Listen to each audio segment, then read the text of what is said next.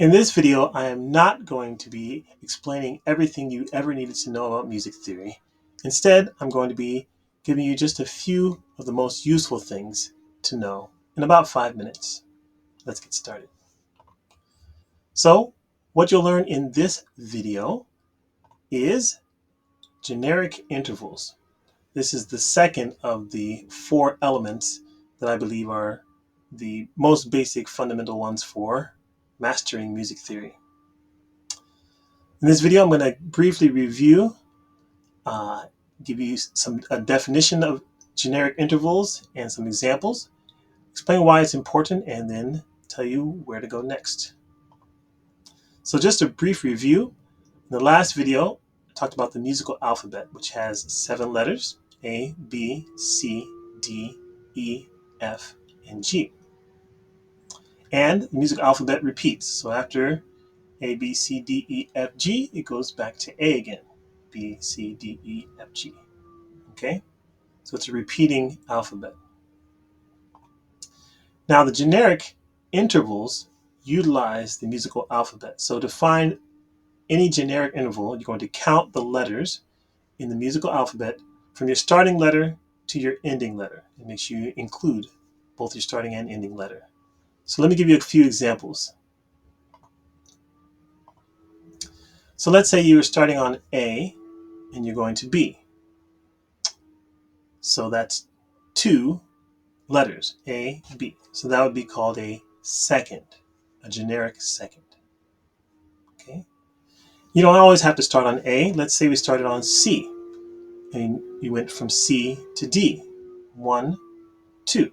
That's 2 letters, so that'd be a second. C to D is a second. You can go a little bit further distance, let's say from A to C. That's a third. 1, 2, 3. A, B, C. From A to C is a generic third. From F to A is also a third. 1, 2, 3. Starting on F, ending on A. Let's go a bit further, larger distance. How about from A to E? So from any A to any E, we have 1, 2, 3, 4, 5 letters. So an A to an E would be a fifth. Similarly, if you go from G to D, 1, 2, 3, 4, 5. And one last one for you here. This is a big one here, seventh. From D to C is an example of a seventh. Notice you start on D, count the first letter, D, E, F, G, A, B, C. That's 7. 1, 2, 3, 4, 5, 6, 7. So any D to any C would be a seventh. So I say any D to any C or any A to any B, you're going to be ignoring sharps and flats. I'm not going to explain that during this video, but I will make some videos in the future that talk about figuring out generic intervals and intervals that include sharps and flats. But don't worry about that for now. So why is this helpful?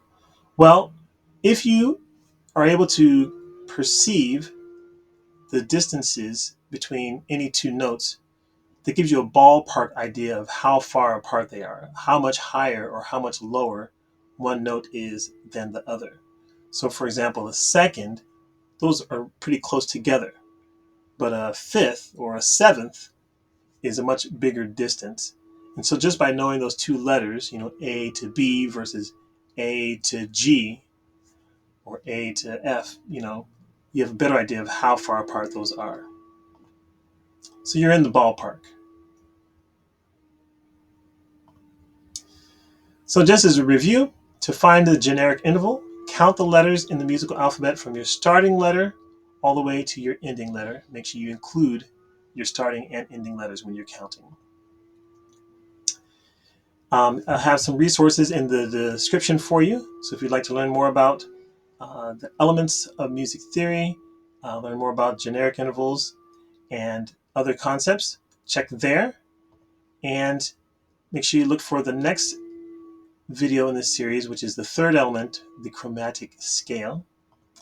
And I hope you find this information useful. My name is Joseph E. Reed. I'm a musician and educator. So if you like this, like, subscribe, share with others. And also, I appreciate your comments and questions. Thanks.